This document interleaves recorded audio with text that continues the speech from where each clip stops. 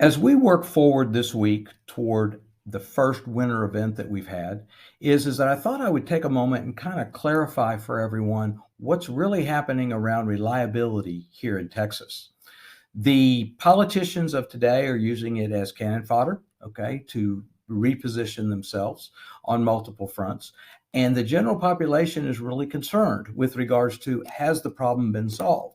And the simple answer is this, is that there are things that you can do in the short term with regards to fixing the problem that we have, and there's things that we can do in the long term to permanently secure the availability of energy during challenging events.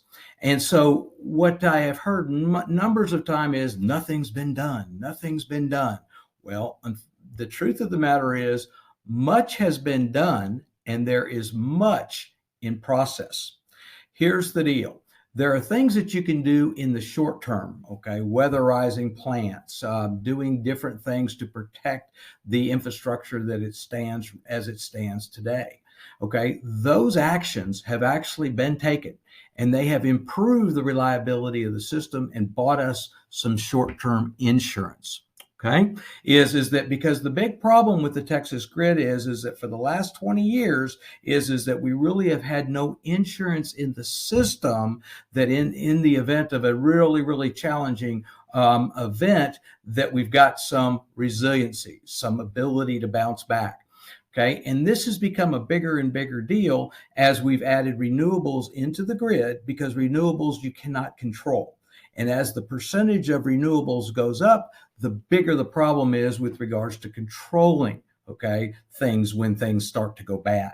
So the very large piece of the puzzle actually manifested itself in December of last year when the PUC came out and announced how that they were going to solve the problem long term, okay, which is really where the focus needs to be.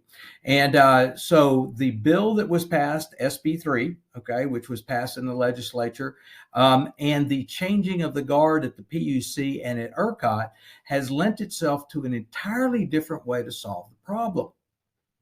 And what they announced in December is that they're going to solve the problem by putting quick response generation into the grid.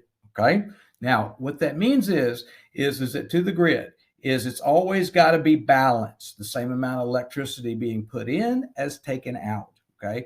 The problem is that when something changes, okay, that's unexpected and it creates an imbalance, okay, which we refer to as frequency decay. Is that and so when that balance takes place, is that you have to be able to get it back into balance. Okay. And there are only two levers that you have. One is to increase generation. Okay. The other is to decrease load. So what the PUC announced is that they're going to finance both. They're going to be encouraging people to leave the grid for emergency purposes and pay them for that. Okay. And then they're also going to be encouraging people to build quick response assets in the grid. Okay. Now, a quick response asset can be a lot of different things, but basically think of it as a generator, small or large, that can be turned on very quickly to respond to the imbalance. These units are not cheap. Okay, is that we're all going to be paying for them in our electricity bills from here forward. So be ready.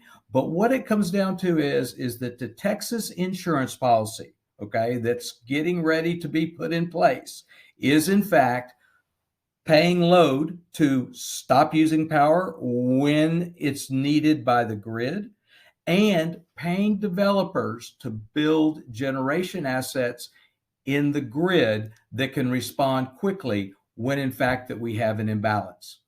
More to follow as things evolve, but get ready because the Texas grid is going to get stable and it is going to be a world leader in terms of the innovation and the things that are going to take place. Thank you.